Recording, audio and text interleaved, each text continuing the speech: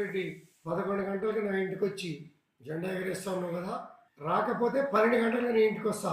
Broker నా కొడుక పార్టీలో చేరి పార్టీని బస్టు పట్టించింది కాక, పాత ముఖ్యమంత్రి గారిని నాశనం చేసింది కాక, కాంగ్రెస్ పార్టీ నుంచి కొంతమంది పెద్దలను తీసుకొచ్చి బీఆర్ఎస్లో జాయిన్ చేస్తామని చెప్పి తీసుకొచ్చినటువంటి బ్రోకర్ నా కొడుకు నువ్వు బ్రోకర్ నా కొడుకులతో నా ఇంటి మీద జెండా ఎగరేసుకోవడానికి సిద్ధంగా లేం.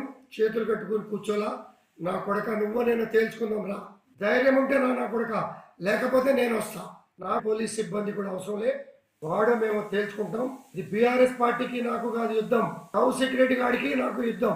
తేల్చుకుందాం, నువ్వు నేను బాంచర్ దేనికైనా సిద్ధమే. నా కొడుక రా, తేల్చుకుందాం. సరే, నువ్వు ఇంత పెద్ద పెద్ద మాటలు మాట్లాడుతున్నావు కదా, ప్రజాస్వామ్యంలో తన్నుకునుడు గుద్దుకునుడు పెద్ద ఇష్యూ కాదు.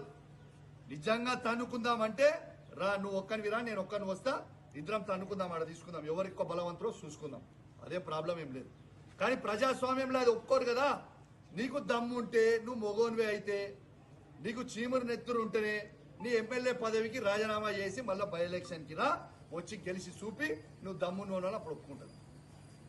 రిజైన్ చేయి, నీకు దమ్ముంటే నువ్వు రిజైన్ చేయి అంటున్నా నేను.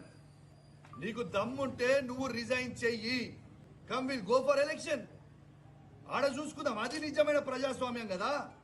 నీ దమ్మేందో, మా కేసీఆర్ నాయకత్వంలో మా దమ్మేందో మేము చూపిస్తాం. You please resign. Straight answer. నువ్వేదో తిట్టి డైవర్ట్ చేసి టాపిక్ ఏదో చేద్దామన్నాను. I want straight answer. అంటే నువ్వు కాంగ్రెస్ వేరే నువ్వు అనుకుంటే చక్కగా రిజైన్ చేయి, ఎలక్షన్ పోదా.